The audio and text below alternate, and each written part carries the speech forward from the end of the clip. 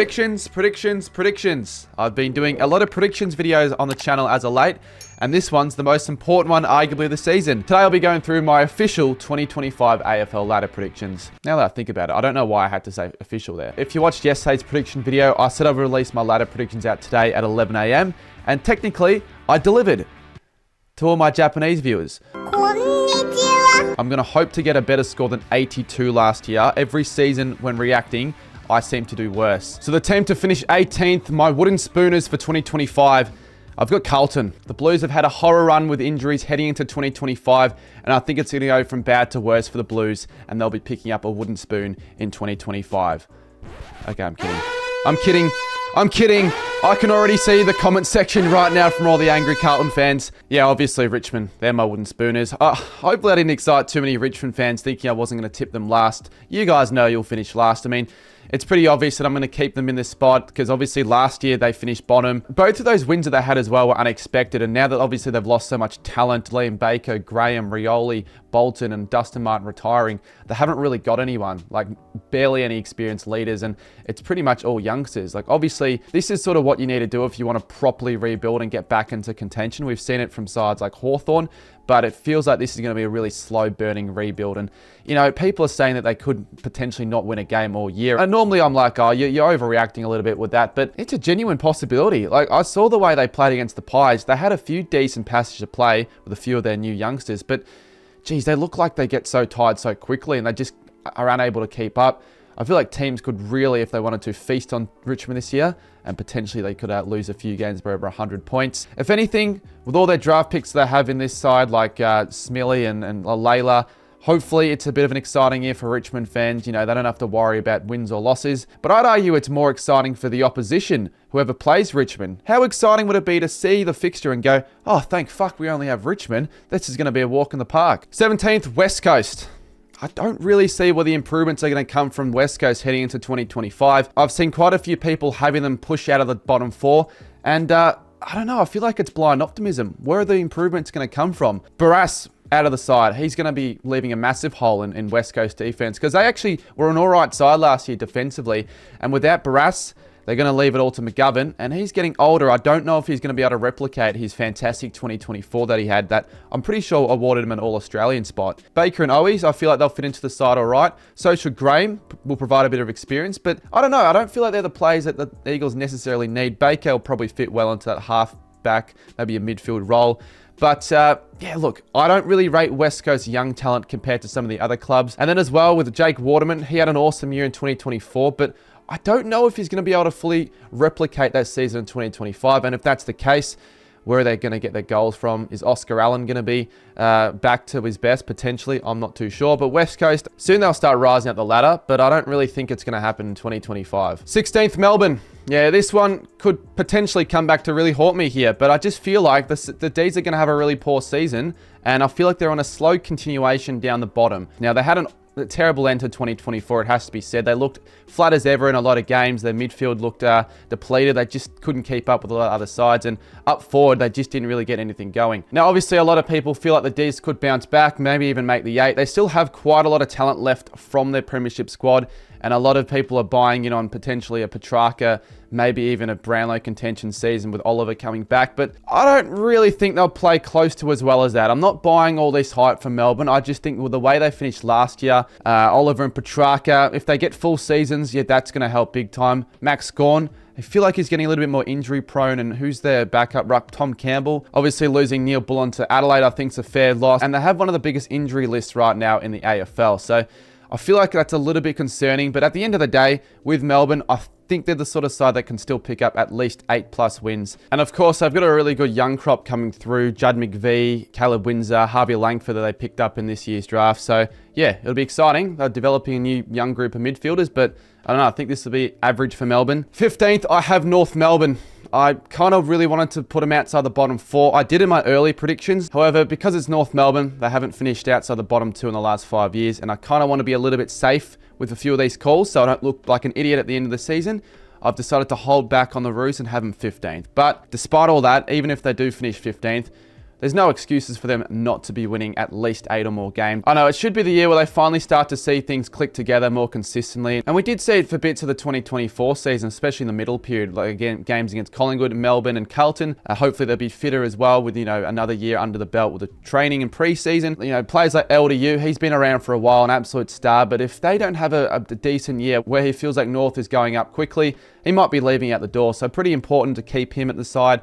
Sheasel's an absolute star. You got McKercher and Dersma. And then obviously they recruited some more experienced players like Luke Parker, Darling and Daniel. I think those are some good gets. I know they're not going to provide too much long-term value, but I feel like there's a bit of experience that's missing at North at the moment. They've got way too many youngsters and no one really guided them through. So I feel like someone like Larkey, he could return maybe to his 2023 form. A few more entries. Darling could help mentor him a little bit, take away a key defender. 14th position, I've got Port Adelaide. Certainly my biggest call yet. I just feel like they might have a massive downfall season, and it's a big call, particularly with how good they have been in the last 5 years, home and away. But yeah, they had a really poor final series in 2024. It's Ken's last year under the succession plan, so I could see it going either way. They could either really want to try and win a flag for Ken, which I still don't think they're capable of, or just completely capitulate. And I'm going to go more towards this route, to be honest, because for starters, they lost their best player in Dan Houston to Collingwood and really didn't get that much in return. So they'll be missing massively that run and ball use off the halfback that I feel like in a way is irreplaceable. And I'm not really massive on their key defenders either. Like Aaliyah, he needs to step up. I'm not really too sold on, Brandon Zerk-Thatcher and neither is Radagalier. But who else really do they have up there? They picked up Lukosius, who I think will be a decent server. They're certainly their best line is their midfield. But you think about Butters being out for the first 6 weeks. It could be like 2022. They start the season poorly, and I could see them starting really poor, and then it just be like a chasing tail season where they just fail to recover. It's a big call. Look, Port Adelaide probably don't finish this low. 13th spot, I've got Essendon. They've actually jumped a few spots from the last time I had them in my ladder, which I think was 16th, because after their preseason games I've watched, I've actually become a little bit more excited to watch some Essendon games with the players they have coming through. I mean, Sardis, Caddy, Kako. Geez, if they continue to play like they did against Geelong in that practice game, man, Essendon will be a finals contender and could honestly even win a final. But like, you wouldn't want to be relying or being too reliant on a player in his first year to do what he does every game, because it's not going to happen. But I feel like he's a special player that could possibly win games off his own boot. Hopefully Sam Durham continues his form that he's had over the last couple of years. Nick Martin looks set for a big year, and obviously they have Zach Merritt, but I feel like they need a few more players around them to step up a little bit more. But at the end of the day, I feel like Essendon will see some all right results. They're not going to be as bad as I originally thought, because it looks like there was a lot of promise in those preseason games, even though they typically seem to screw up their seasons like they have in previous years. And they have a fairly favourable start, so it wouldn't surprise me if something similar happens. Hopefully they can have a little bit more consistency throughout the year and get some more games into these players like Sardis, Caddy and Keiko. Not finals yet, but potentially that could be one step towards finals. And, maybe in 2026, Essendon are in the finals and could win one. In 12th position, we have another finalist from last year in the Western Bulldogs, and it's always been hard to get a read on this club over the last 5 years. It seems like they should always be performing better than they end up performing, but it's hard now for this season, at least to start things off for the Bulldogs because of all their injuries. They've got one of the worst injury lists in the comp at the moment. We've got Bont now, who's out for at least the first month of the season. He joins now Treloar, Waitman, Liam Jones, Ugle-Hagan and Johannesson, who are mostly all out for a pretty long period, like the first half of the season. And they have a tough start as well. So, I mean, they've played North round 1, but that's what I'm trying to say. Like, they could lose North round 1, then they have Collingwood. If they start like 0-3 or 0-4, kind of like Port Adelaide, they'll just sort of be chasing tails, and I just don't feel like they'll be able to recover from a start like that, even when their players do come back. Now, they obviously lost quality players in the off-season in McRae, Daniel and Smith, and maybe those losses aren't too severe, but I feel like they could certainly be using a McRae or a Smith in the midfield right now with a lot of their midfielders out at the moment. You'd think if they finish 12th, that'll be it for Bevo. I would be calling that for sure. Potentially even the sack midway through the season if they just have a terrible start. But I am excited to see Sam Darcy. I mean, he's going to be so exciting. I've watched a few of his games in the preseason. And Riley Sanders as well. He'll also be getting to properly get a chance to prove himself in the middle, because those midfield spots have opened up with a few injuries. Next up, in 11th, we have St Kilda. So many people on a regular basis ask me how I feel like the Saints will perform in 2025. And I don't know, it's really hard to get a read on the Saints as well. I mean, in fairness, they seem to always be around this position. So having them in 11th is a bit of a safe call. But yeah, I'm not going to chuck us in the 8. I just don't think we have the list for it, especially with a few of our injuries as well. I feel like we're not talented enough to be in the 8. but we're probably too good of a side to not finish bottom 6. So we're sort of in that weird position, like not really doing much, but I think we're developing quite nicely with a lot of our youngsters. And under Ross Lyon, the Saints always get the best value and output, but I'm excited to see Wangani Malira again. I think he'll get a first-year All-Australian. Owens, Wilson, Travalia, Turu, and when Philippou comes back from the side, he'll be playing midfield minutes, which is going to be really important. Boxall as well, a later draft pick in the midfield, looked pretty solid against Carlton. He could get a spot round 1. So we have probably the best young crop of talent that the Saints have actually produced probably since the early 2000s. It's just a little bit of a worry with their injury list at the moment. No Howard. Obviously, we lost Battle, so our defense is weakening up a little bit, and I wouldn't really want to be relying on Zane Cordy as a permanent fullback. And I'm disappointed we lost Tim Membry because I think he's going to start for Collingwood, so I feel like it's time for King. He's kind of our only proper key forward, apart from Cam Needy and Sharman, to step up for us this year. Okay, 10th position. This is where I really do have Carlton. I'm not too sold on the Blues heading into this season. I feel like they are a little overrated. It's probably because all their fans like to overrate them, but they were very poor to finish off 2024. Obviously, they did have a pretty bad run of injuries, but even regardless, it just didn't seem like they were the side that could be any chance of being contenders for the flag. Now, when they do have a full strength list playing, at times they seem unstoppable, like, in the middle areas of last year. But as we saw last year, when things don't go their way, we tend to see a bit of a fall off. And it's been a bit of a shocker pre-season for the Blues in terms of the injuries. You've got so many key players like Newman, Jagger Smith, their first year player, which is quite disappointing. Charlie Curnow, who probably won't be in the side till round 4. Mark Pitney, and now apparently Mitch McGovern. Yeah, they haven't beaten a non-bottom 3 side since round 15 of 2024, but all this could mean nothing. Carlton could gel things together. They did look alright against GWS in the Pracky game, but it didn't seem like they made too many list improvements over the off-season, especially with Smith now not playing this year. And will Cripps have the same impact as he did in 2024? Walsh needs to step up his game because he's, got the potential to being an A-grade midfielder, but he hasn't really reached it yet. I think they'll be contending for the 8 if they get a good run throughout the year of injuries, potentially top 4, but I think they just miss out and finish 10th. The side unlucky not to play finals is once again Gold Coast, but they're used to not playing finals. However, they should really be making finals this year. They've got the best list I think they've ever developed for any season heading into it. Yeah, the reason sort of why I don't have them in it is just because it's Gold Coast. Like, what's the faith in having Gold Coast in the 8? They have topped their list up in quality over the off-season, bringing in Rioli and Noble. They also brought in Lombard. They just have no excuses to play finals, particularly considering they still have a pretty solid injury list. Another easy fixture, which again should see them probably top 4 after round 12. You've got Noah Anderson taking up the captaincy role. It looks like he's set for a massive year. I think he makes the All-Australian squad, but I think they need a few other players around him to step up and also be contention for the squad. And obviously their away form was a really big concern last year. They started 0-9 away, so if they can pick up some more results away from home, like they play West Coast round 1. I know it's only West Coast, but even just beating them after losing last year, it would give them confidence to win more games away. So they should be making finals, but I'm going to have them 9th because I'll find a way to screw things up in my opinion. All right, we move into the top 8. We start things off with Sydney. Now, Sydney obviously finished first last year, but they're too quality of a side, in my opinion, not to be making finals. It doesn't necessarily mean they will make it, but I think they'll sneak in.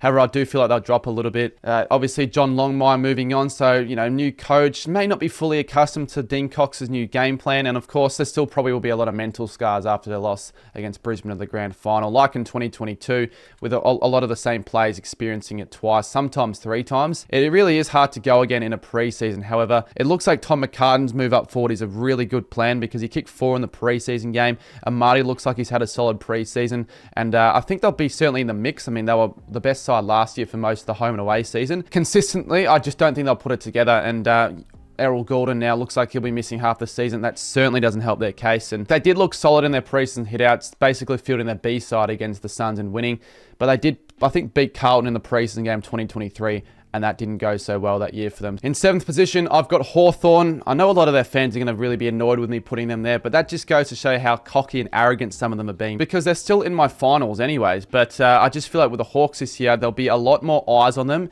and they have way more expectation than they did last year. Last year, there wasn't really any pressure on them. It just felt like every week they can play the way they wanted with so much more freedom.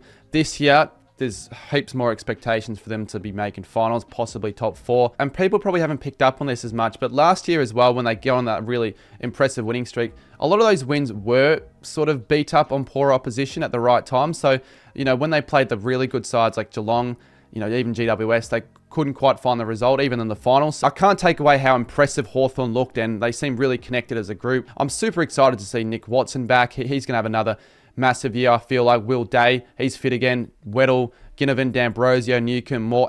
Like, the whole list just about. They're so young. So that's the thing, right? They'll be together for a long time, you would think. And of course, they also addressed a really important issue. They were in desperate need of some more key defensive stocks, and recruiting Battle and Barras to possibly have now the best defense in the league.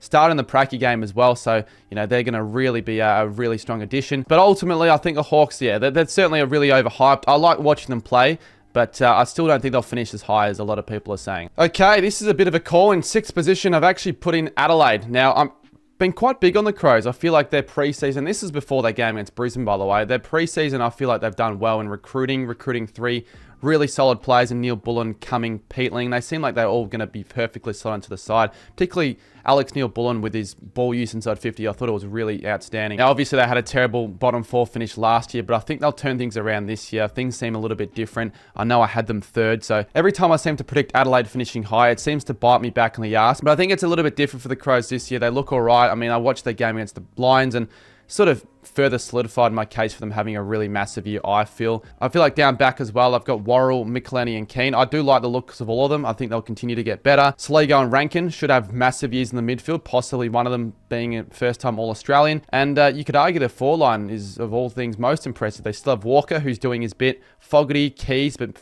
Riley Thilthorpe, how good does he look? And it looks like he can clunk anything at any time, and geez, he's got a good set shot for goal as well. I think could be a chance at maybe being a sneaky Coleman. They'll be hard to, beat at home, I reckon. And Sid Draper, I forgot to mention him. He looked like an absolute star in that Brisbane game. He's a rising star chance and should play round 1. I think this is certainly the year the Crows just have to play finals. It's finals or bust, otherwise Matthew Nicks, he's fucked if they don't. Now, in 5th position, the side missing out on the top 4, I have put in GWS. Despite some obvious off-season losses, I think they'll still be a pretty competitive side in 2025. They're always quite competitive, and they always have a pretty strong finish to the season. They have one of the strongest mids in the comp, I feel, and they've got Finn Callahan re-signing and looking, in my opinion, to break out, and they probably have the best defense in the league, possibly alongside the Hawks. Their foreline obviously is really dangerous with the reigning Coleman medalist, Toby Green, #1 draft pick, and Cadman, Darcy Jones, and you could throw in Brent Daniels, who sort of plays mid as well, and then with Stringer adding the cherry on top as well. So obviously, I know it is only the preseason, but they didn't look great at all. I'm a little concerned with their efforts in those 2 10-goal smashings, but hopefully it should be all good. They'll work things out. It's only the preseason. Even Hogan, I mean, he could have a drop-off season with a massive year in 2024. They'll be in and around the mark. If they're in this position come finals time, they could be winning the flag. To make the top 4, we have Collingwood in 4th position. Now, I think the Pies, honestly, in 2025, I think they're back. I think after a big drop-off in 2024, they got some improvements in their list. Most of their list from their 2023 flag remains the same, and who's to say they can't have another crack at winning it? They really should. They seem to be getting their defensive game back as well, obviously bringing in Houston, and he looked awesome against the Tigers in the Pracky match, adding a little bit of a new dynamic in the link-up between him, Quaynor, and Josh Dacos is looking really dangerous, and Nick Dacos, obviously the best player in the comp, in my opinion. Hard to dispute that. He'll be dominating the middle once again, and their forward has arguably become one of the better forward lines in the comp. It does help when you're kicking 21 goals one, but they've got McStay, Myercheck, Bobby Hill, and now Tim Membry, and obviously Elliott as well. But Membry, I think he's going to have a really surprising season and have a possible 40-plus goal year. I think under the new environment, he'll thrive. He's had a pretty solid off-season. And Lachie Schultz, people forget about him. I know he had a kind of an average 2024. I reckon he's going to have a big turnaround year. And from what I've heard, he's had a pretty solid preseason, so I think he's going to have a big year as well. Obviously, the Pies have one of the oldest lists in the competition in history, but they've put all their eggs into the basket to make it to a grand final again, and I think they'll have 1 or 2 more years left at winning it. I feel like they'll come very close this year, maybe even win the whole thing. I think the Pies are going to be really good, but maybe it's just that Richmond were really bad in that Pracky game, but damn, they looked all right. In 3rd position, I have the reigning premiers in the Brisbane Lions. It's really tempting, honestly, to not have the Lions drop a bit, because in the recent years, the flag-winning sides the year after have terrible years, but in all honesty, there's no reason for them to drop at all. Like, realistically, you look at their list, Kitty Coleman, Doherty returns to the side, and they've strengthened their midfield with an absolute star youngster in Levi Ashcroft, who, alongside Will Ashcroft, will be one of the best brotherly duos in the league. He'll make an immediate impact. Obviously, Danaher would be the biggest hole that will be left in the side. So someone like a Hipwood will have some more responsibility up forward. Maybe he could be beneficial from that potentially. I don't know. With Brisbane, I think they'll probably drop a few early games, which they seem to do every year. They don't start seasons off amazingly. Shaky start, plays returning, a bit of a reduced preseason. But like Loman, Archie, Rayner, I think they'll have big years once again. Loman, he looked really good against Adelaide in the Pracky game. I'll be surprised if Brisbane don't return back to the pointy end of the season. They really should, but who knows? Maybe they'll lose hunger after they've already won a flag and there'll be a bit of a premiership hangover, but I think the Lions still should be a good side in 2025. Top 2 now, we have the Dockers. I'll be tipping them to make a massive shoot up the ladder and finishing top 2. I think at the moment, all 3 lines of their squad are stacked, especially after topping up and adding Shai Bolton, who at his best is probably one of the best players in the league, although we haven't really seen that form in a while. I think Sarong as well, he could have a possible Brownlow caliber season, with Brayshaw and Hayden Young obviously being quality in the midfield as well. And up forward, you know, they've got a miss. They've got Josh Tracy, who broke out in 2024, and they could perhaps become the best key forward duo in the league. It wouldn't surprise me if that's the case. They were certainly most of the year last year a top 4 side. Obviously, they lost Alex Pearce, Tracy, and Sam Darcy, but as well as that, they just lost form and just, I don't know, there was a really disappointing fall off. Obviously, missing out on finals in 2024, so I think they're going to really want to come back hard and make finals. Otherwise, Justin Longmire is under a lot of pressure. And being relatively healthy as well, that helps with their list right now. They should be making Optus Stadium a fortress, and they really should be a top 4 side because they've got basically all the talent ready. First spot, I've got the Cats. They've remained in the same spot as they were in my early ladder predictions. I think they'll again have a really strong year after a really impressive bounce back 2024 season. Obviously, we all know they picked up Bailey Smith, and I didn't get to see a lot of him in the preseason, but when he joins, he'll have a strong year, I reckon. And they brought in Jack Martin, who could be as well an underrated pickup. Part of the reason why the Cats have been up there for so long is just because of how well coached they are under Chris Scott, and with a stronger squad as well. They certainly have upgraded with players like Bose, who I thought impressed against the Bombers, Bruin, Dempsey, Shannon Neal. I think they're all going to be improving, which will just make them a better squad. And they do play an extra game at GMHBA Stadium, so that only would help them. You would think they are really dominant at that stadium. But, you know, if a player like a Jeremy Cameron or a Tom Stewart or a really key player for the Cats goes down with an injury, who knows? Maybe they fall off down the ladder and miss finals altogether, but I think they'll be the best side in the comp. Now it's time to go through my predictions for 2025 with the medalists. Let's start with the Rising Star. Now, I've got a few options here. Well, definitely not Jagger Smith. You know, Levi Ashcroft could be a chance. Sam Laylor, Isaac Kako, Sid Draper, Toby Travalia. But I've gone with Isaac Kako. Maybe I'm hyping up a little bit too much, and it's just the one game that he impressed, but he looks so exciting. And it's normally a midfielder that does win the Rising Star, but I think Kako, if he has a full fit season, he's well within a chance. So really exciting for Bombers fans if that's the case. I'm giving him the crack. Coleman medal. Now, I was talking him up a little bit earlier on. Fuck it. We'll go Riley Thilthorpe. If the Crows are to have a massive year, I'm hoping he does play majority time up forward, because I was seeing him move up the ground bits and pieces in the game against Brisbane. But I don't know, maybe this is a terrible call, but Crows fans or other fans, let me know. After coming back from his extended injury, I think he's looked absolutely awesome, and I think he's set for a massive year in 2025. And yeah, it's a big call. I could go Hogan again, but I like to go someone a little bit different, because it doesn't really matter at the end of the day. I think he's going to have a big year. And my Brownlow medalist, I've gone a little bit more basic with this one. I've got Nick Dacos. I think he's the best player in the league. And they're not going to give Cripps as many votes as they did last year as well. And I think Nick Dacos finished second with 38. He could get a similar amount of votes this year. If it's not Nick Dacos, it'll be Caleb Sarong, I reckon. That's my call. And my premiership, again, it's hard to pick a premiership winner. I don't think the Brisbane Lions will go back to back. So fuck it, we'll go Collingwood. Honestly, done all they wanted to try and get back up in the top of the ladder. It's not often that I'm so positive about the Pies, but I just feel like this year they've got a really strong list heading into 2025, and I think things will click for them.